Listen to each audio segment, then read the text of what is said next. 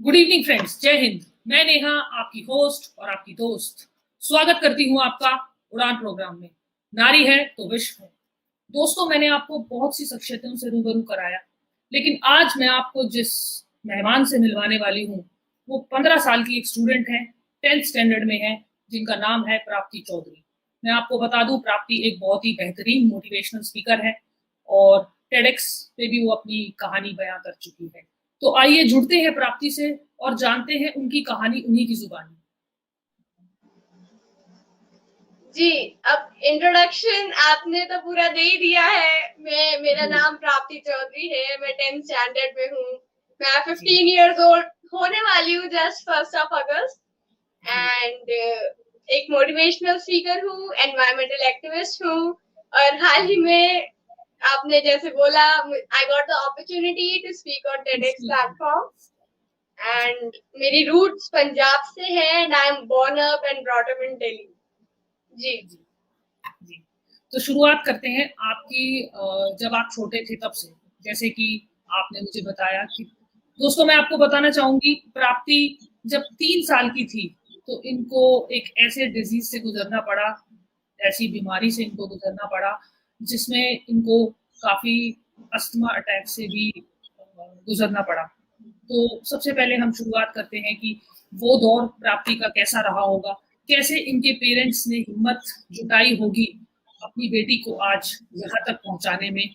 और मैं आपको एक और बात बता दूं प्राप्ति, मुझे आपको देखकर बिल्कुल ऐसा कुछ नहीं लग रहा। आप बिल्कुल परफेक्ट हो और आप बिल्कुल अच्छे दिख रहे हो मुझे, और गॉड ब्लेस यू। तो स्टार्ट करते हैं आपके कहानी से। जब जी। आप अपने तो पहले तो जब मैं बॉर्न हो रही थी तब डॉक्टर्स ने पहले मना कर दिया था कि मैं जी नहीं होंगी, शायद नहीं होंगी, कोई मतलब गारंटी नहीं थी। जी एंड एक्चुअली मैं आपको बताना चाहूंगी दोस्तों, 3 साल की उम्र में तो जाहिर सी बात है कुछ पता नहीं होता क्या हमारी बॉडी के साथ हो रहा है, और क्या हमारे कुछ हमें समझ भी नहीं आता। तो मैं आपसे बेटा ये पूछना चाहती हूँ कि सबसे पहले आपको ऐसा कब एहसास हुआ कि आप किसी डिजीज से गुजर रहे हैं? आपके पेरेंट्स ने आपको बताया, या आपको डॉक्टर विजिट्स इतने हो गए थे कि आपको खुद ही ऐसा लगने लगा कि कुछ गड़बड़ चल रही है? आई वाज एनीमिक, मेरी ग्रोथ नहीं हो रही थी, मेरा हाइट नहीं बढ़ रही थी, वेट नहीं बढ़ रही थी। अभी तो आई एम ऑल ओके जैसे आपने बोला, बट अगर मैं आपको इवन अपनी 3-4 साल की पुरानी फोटोज दिखाऊं तो जी you can see a huge difference between 2016 की प्राप्ति एंड 2021 की प्राप्ति।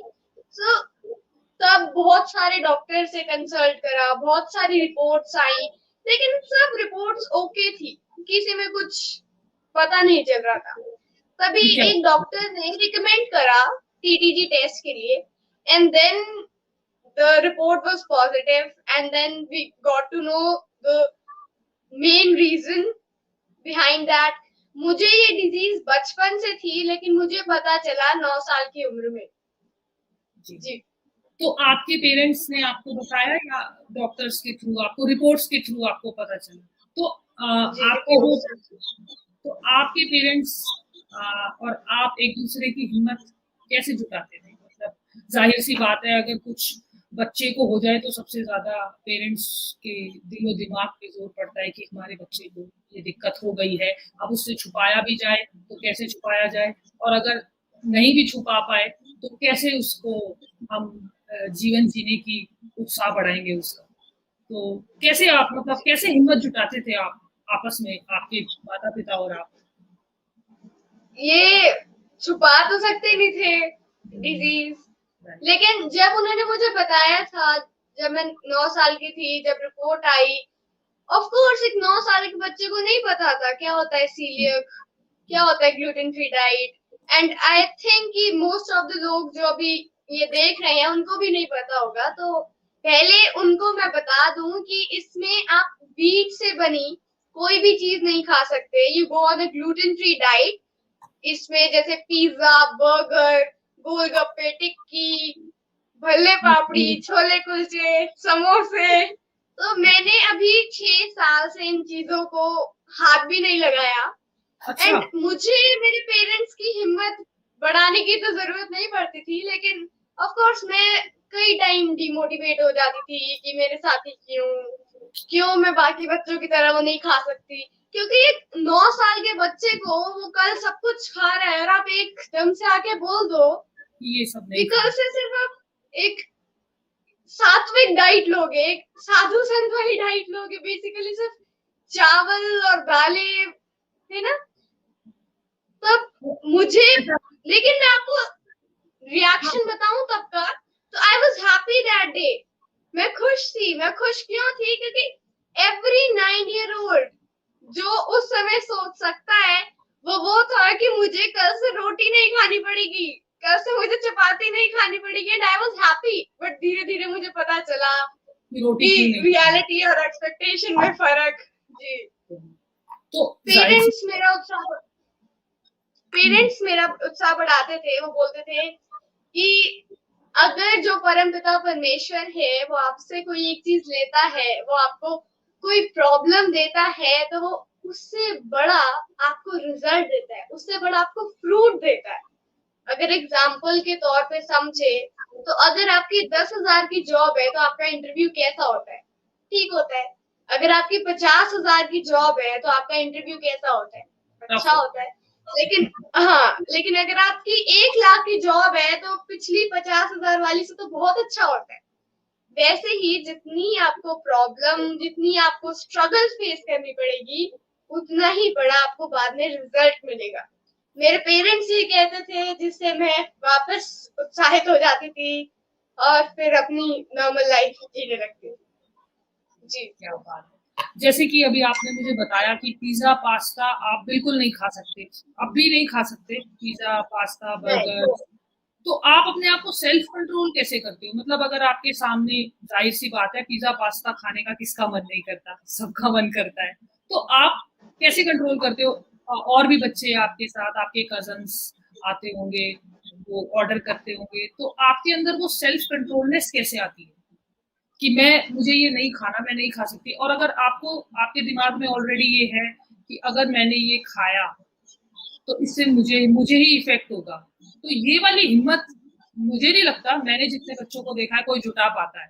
आप ये एक रेयर मुझे दिख रहे हो जो ये कह रहे हो कि मैं इतना सेल्फ कंट्रोल करने लगी हूँ कि मैं खा नहीं सकती। तो आपने ये अपने माइंड में सेट कर लिया है कि मुझे ये नहीं खाना है।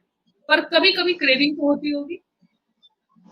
कई बार, बहुत बार होती है। जब आप पार्टीज में जाते हो, जब आप शादियों में जाते हो, तो you have so many stalls out there and golgappe आप बस समोसे। खड़े होके लोगों को देखते हो। जी। तो तो कहीं ना बहुत कहीं बार आपको थोड़ा सा, कहीं ना कहीं आपको अंदर थोड़ा सा फील होता होगा, जरूर फील होता है।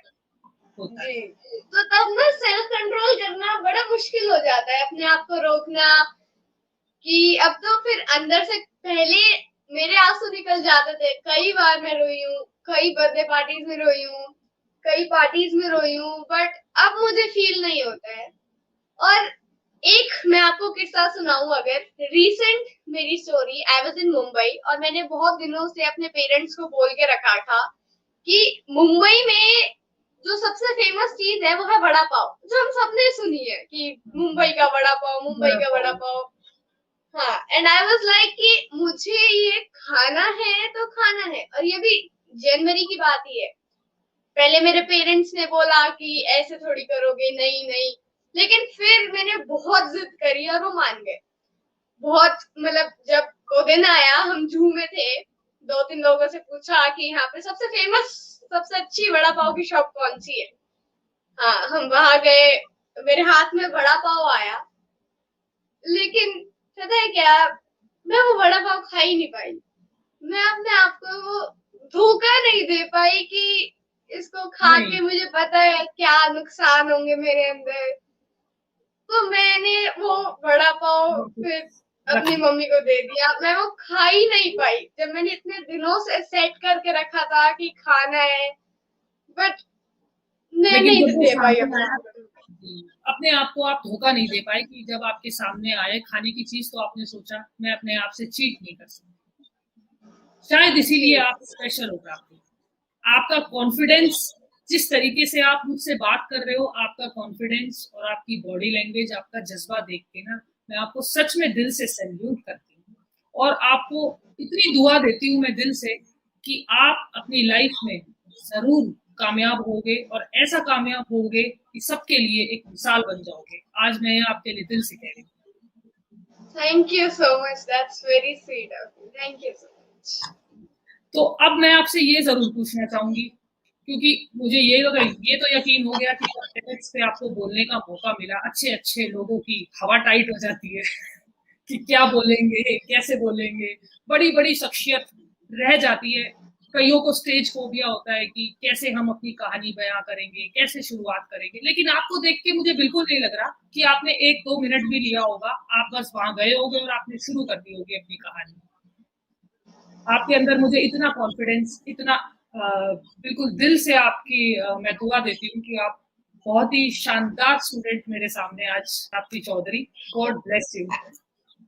Thank तो you so आपको much. तो आपको टेडेक्स पे तब बोलने का मौका मिला तो आपके माइंड में ये जरूर आया होगा, मतलब आपको ऑब्वियसली अच्छा लगा होगा। क्या फीलिंग थी आपकी कि मतलब मैं सबके सामने अपनी एक कहानी लेकर जाऊंगी तो लोग उसे पसंद करेंगे भी या नहीं करेंगे? Of course, जब आप अपनी स्टोरी शेयर कर रहे होते हो अब तक की, तो एक एक्चुअली स्टेज फियर अपनी स्टोरी शेयर करने में ना बहुत कम हो जाता है. You are very familiar to that. आपको क्या बताना है, अपनी स्टोरी बतानी है. आप 15 साल के हो, आपने 14 साल में ये करा, जब आप 9 साल के थे तब आपने ये करा. तो एक बहुत इंटरेस्टिंग सी चीज होती है और बहुत एक प्राउड फीलिंग आती है जब आप अपनी स्टोरी शेयर कर रहे होते हो, और खासकर जब वो सिर्फ 15 साल की होती है. तो जाहिर सी बात है आपकी बहुत अच्छी फीलिंग होगी, प्राउड फील किया होगा आपने कि मुझे आज बोलने का मौका मिला। जी. और अगर वो मैसेज, वो मेरी स्टोरी सुनकर अगर कोई एक स्टूडेंट या एक पर्सन भी उससे कुछ लेता है, उसे एक पॉजिटिव इनिशिएटिव लेता है, so I think my story, मेरा जो मोटिव था अपनी स्टोरी शेयर करने का, वो सक्सेसफुल हो गया. मेरे मन में ये नहीं था कि किसी को अच्छी लगेगी नहीं लगेगी. मुझे बस था कि मेरी कहानी है, मैंने शेयर करनी है, मैंने सबको बताना है कि मैंने 15 साल तक मैंने क्या करा, क्या करा और कैसे बिताए मैंने अपने आप को मोटिवेट करके वो दिन। और मैं आपके स्पेशली पेरेंट्स को भी बहुत बहुत सैल्यूट करना चाहूंगी, स्पेशली आपकी मदर को, क्योंकि माँ एक ऐसी चीज होती है जो बच्चे से बहुत ज्यादा जुड़ी होती है। तो उन्होंने भी कितनी मेहनत की होगी आपको यहाँ तक पहुंचाने में, शायद मैं शब्दों में अंदाजा नहीं लगा सकती, पर उन्होंने आपने। तो अपनी किचन चेंज कर ली थी. अच्छा। जो किचन है, जैसे मेरा जो खाना है वो सेम यूटेंसिल्स में भी नहीं बनना चाहिए. बहुत सारी प्रिकॉशंस है, सिर्फ एक ही प्रिकॉशन नहीं है. स्पेशली मेरे मम्मा को, like my mother is working, she is a medico, she works in RML hospital, and उनको जॉब भी जाना है, and she wakes up early. She have to make my breakfast lunch separately. उसमें कुछ भी व्हीट टच नहीं होना चाहिए, एंड बाकी सबका separately. So that is a very tough thing, और बहुत मेहनत लगती है. आप सुबह सुबह जल्दी उठो और आपको इतने सारे लंच ब्रेकफास्ट बनाने, इतने प्रिकॉशंस के साथ. सबसे पहले खाना मेरा बनता है, और कहते हैं ना घर की लक्ष्मी सबसे पहले खाती है, तो इधर वो इम्प्लीमेंट होता है. जब तक मेरा खाना नहीं बनता, जब तक मेरी ट्यूशन ओवर नहीं होती, तब तक कोई भी नहीं खाता. क्या बात है। शायद इसीलिए आज आप इस इतने अच्छे मुकाम तक और इतने अच्छे ब्यूटीफुल लग रहे हो आप। इसमें आपकी माँ और पिताजी की पूरी पूरी मेहनत मुझे बिल्कुल आपके चेहरे पे जो चमक है वो बयां कर रही है कि आपकी मम्मी थैंक ने, यू. पापा ने कितना सपोर्ट किया होगा। चलिए आगे जी. बढ़ते हैं। तो आपकी बेटा लाइफ में क्या एक्सपेक्टेशन है, आप अपनी जिंदगी से क्या एक्सपेक्ट करते हो कि आप आगे? एक्चुअली एक्सपेक्टेशन वर्ड मैं अपनी डिक्शनरी में नहीं रखती, क्योंकि अगर आप देखो मोस्ट ऑफ द केसेस जिसमें लोग दुखी होते हैं, सैड होते हैं, वो एक्सपेक्टेशन की वजह से होते हैं. You expect something from the other person, if you don't get what you have expected, आप तो वो सैड हो निराश जाते होते हो। हैं। So हाँ, what I feel is do your work, do your hard work, do your best, and your result, जो आपका रिजल्ट है वो आपके हार्ड वर्क पर निर्भर करता है। I don't expect anything from my life, from people, from किसी से anywhere. कोई Yes, expectation नहीं है। yeah, Right. किसी से कोई एक्सपेक्टेशन नहीं। डू योर बेस्ट, अपना फुल हार्ड वर्क करो, अपना 100% दो, रिजल्ट्स खुद एंड यू आएंगे। Get the best result. ये बिल्कुल ठीक कहा आपने। एक्सपेक्टेशन हमेशा निराशा भी लेकर आती है। ज़्यादा एक्सपेक्ट करना भी बैड फॉर हेल्थ। तो आपने मुझे अभी प्राप्ति शुरुआत में बताया कि आप एनवायरमेंटल एक्टिविस्ट भी हैं। उसके बारे में कुछ बताइए। कैसे आप एनवायरनमेंट से जुड़े और क्या करते हो आप एक स्वच्छ वातावरण को मेंटेन करने? मैं शुरू करती हूँ कि मुझे इसके बारे में पता कैसे चला। तो जब मुझे डिक्लेयर करा गया अस्थमैटिक पेशेंट, तो कई कई दिन, कई रातें ऐसी गुजरी कि even I could hear my breath. मैं इतना स्ट्रगल कर रही थी सांस लेने के लिए। तो मुझे वो बहुत बुरा लगा। अभी याद करके ऐसे आता है कि वो रातें कैसे गुजरी, मैं तब सोई कैसे। तब मेरे दिमाग में आया कि अभी ये कंडीशन है, तो जो हमारी आने वाली फ्यूचर जनरेशंस है उनके लिए क्या होगा। तब मैंने फिर इस पर पढ़ना शुरू करा, रिसर्च शुरू करी। आई मेट अ अंकल, उन्होंने मुझे गाइड करा। ही इज एन एनवायरमेंटलिस्ट, और उन्होंने बताया क्या है कार्बन एंड ऑल दैट। तो तब मैंने सोचा, और ये अगर आपने पूछा ना एक्सपेक्टेशन, ये मैं लाना चाहती हूँ। अगर हमारी कंट्री में 139 करोड़ की पॉपुलेशन है, हमारी country second most populated country in the world है। अगर सिर्फ हमारी कंट्री में जितने लोग हैं 139 करोड़ लोग, सिर्फ अपनी पूरी जिंदगी 80 साल, 90 साल, 70 साल सिर्फ एक ट्री का इनिशिएटिव लें, उसको पालें, उसको पोसे, उसकी केयर करें, तो सोचो सिर्फ हमारी कंट्री इस पूरी दुनिया को बदल सकती है। Just take the responsibility of one tree. सिर्फ एक पेड़ की बात है, मैं आपको नहीं बोल रही हूँ आप 100 पेड़ लगाओ, इतने लगाओ, वो अच्छी बात है, वो अगर आपकी मर्जी आप लगा सकते हो, लेकिन just take at least initiative of one tree. आप एसी चला रहे हो अपने घर में, आपके घर में कार है, आप कार से ऑफिस जा रहे हो।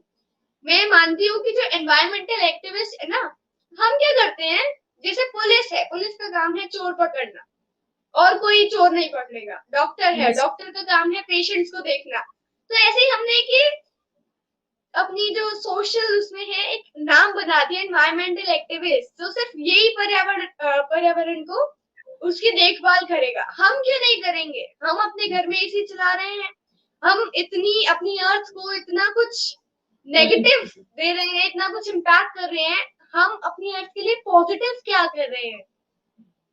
हर एक व्यक्ति जो अपने एनवायरनमेंट के लिए एक छोटा सा इनिशिएटिव ले, वो मेरे हिसाब से एक एनवायरमेंटल एक्टिविस्ट है। He is doing something for his environment, he is concerned about his earth. आपने इस धरती पर जन्म लिया है, तो कुछ तो पॉजिटिव करके जाओ। क्या बात है! मैं तो आपकी फैन हो गई हूँ सच में। क्या कॉन्फिडेंस है आपके अंदर बेटा। मतलब मैंने बहुत से कम जितने भी बच्चों से मैं इंटरेक्ट करती हूँ, मतलब आप बिल्कुल मेरे को एक रेयर स्टूडेंट लग रहे हो जो बोलने की हिम्मत रखता है। हिम्मत की सारी बात होती है जिसमें आप ये नहीं सोचते कि मुझे क्या करना है, क्या मेरी बॉडी लैंग्वेज होगी और क्या मुझे तैयारी करनी होगी इस चीज को बोलने की। आप जिस फ्लो में बोल रहे हो ना और जिस कॉन्फिडेंस के साथ आप अपनी बातें रख रहे हो, तो बहुत अच्छा। I am proud of you. तो प्राप्ति, अब मैं आपसे एक आखिरी सवाल और करना चाहूंगी। उसमें आप एक रोल मॉडल हो, अनबिलीवेबल रोल मॉडल हो आप आजकल के, स्पेशली अपनी जनरेशन के बच्चों से। अगर आप उनको कुछ मैसेज देना चाहते हो, कुछ कहना चाहते हो, तो आप अपने विचार रख सकते हो, वो भी आपके मन में आज आ रहा है। जी, जब मैं छोटी थी ना, तो मेरे मन में एक सवाल था कि हम लोगों को गिफ्ट देते हैं, उसको रैप करके क्यों देते हैं? आप अच्छा, बता सकते हो? हम जो लोगों को हम गिफ्ट गिफ्ट देते हैं देते हैं उसको रैप करके क्यों देते हैं? ताकि जिसको हम गिफ्ट दे रहे हैं तो वो गिफ्ट खोलेगा, उसका उत्साह बढ़ेगा और एकदम से उसके सामने वो चीज आएगी तो उसको खुशी हो, इसीलिए एग्जैक्टली वो गिफ्ट एक सस्पेंस है, एक सरप्राइज है। सरप्राइज। ऐसे ही जो गॉड है, जो भगवान है, उन्होंने ना हम सबको एक गिफ्ट दिया है और वो गिफ्ट भी रैप्ड है। अब वो गिफ्ट जो है वो हमें खोलना है, वो गिफ्ट हमारी यूएसपी है और वो खोल के ही वो हम ही खोल सकते हैं, क्योंकि जिसका बर्थडे होता है वो किसी और को अपना गिफ्ट खोलने थोड़ी देता है, वो खुद ही खोलता है, उसकी एक्साइटमेंट रहती है। बिल्कुल। वो यूएसपी भी रैप करके दी है उसी जॉय के साथ, उसी एक्साइटमेंट के साथ कि जब आप खोलोगे आपको अपनी जिंदगी का जो पर्पस है बेसिकली वो ढूंढना है। So that is the thing, we are here, हम यहाँ हैं, भगवान ने हमें एक इंसान बना के दिया है, which is the I feel biggest brand भगवान की सबसे। हम कितनी ब्रांड्स के बारे में नाम लेते हैं ना, कार्स, पर्स, क्लोथ्स, लेकिन हम वो मैन मेड ब्रांड्स के पीछे जा रहे हैं। जो गॉड मेड हमारी ब्रांड। नेचर ने जो ब्रांड बनाई है वो सबसे इम्पोर्टेंट, सबसे अच्छी ब्रांड है ह्यूमंस, इंसान, हम। तो हम इतनी अच्छी ब्रांड है, एटलीस्ट उस ब्रांड की वैल्यू रखें। जिस पर्पस के लिए हम इधर आए हैं उस पर्पस को ढूंढे, वो रैप है और वो आप ही ढूंढ सकते हो। जी। आपके लिए तो मुझे क्लैपिंग करने का मन कर रहा है। I am proud of you बेटा। चलिए, अब मैं थैंक आपसे you.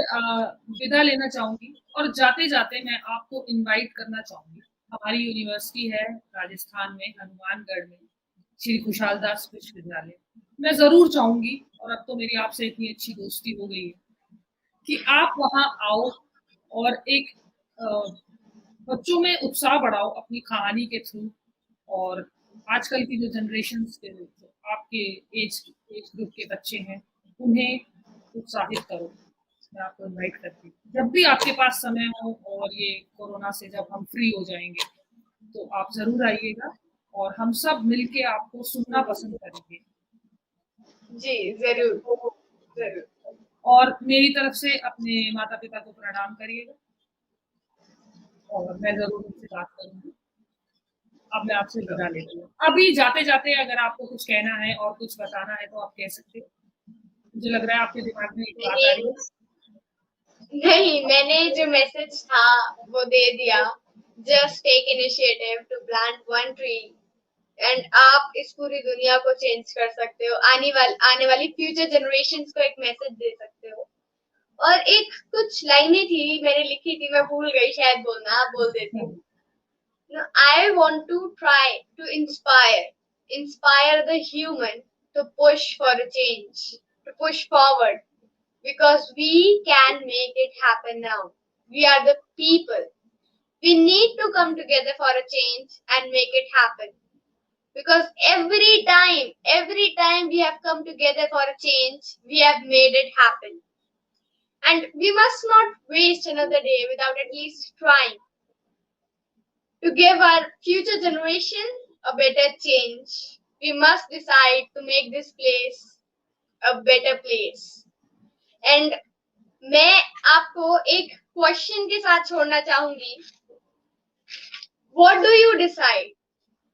Do you decide to take the future, to take next generation's future in your hand, or do you decide to leave it in the hands of your children? क्योंकि हमने जो ये nature है, कहते हैं ना, अपनी फ्यूचर जनरेशन से बोरो करा है, तो जो आप चीज बोरो करते हो वो आप वापस भी देते हो. Yes, you have to give it back. So yes, that is all which जो मुझे कहना था वो ये. Thank you so much. चलिए, अब मैं आपसे विदा लेती हूँ। गुड नाइट, अपना ख्याल रखो और जैसे आप मुस्कुरा रहे हो जो चेहरे पे आपके चमक है वो बनी रहे और ऐसे ही हंसते रहो और आप ऐसे ही आगे जिंदगी में बढ़ते रहो, यही दुआ करती हूँ। Good night. Thank you so much. जी, thank you.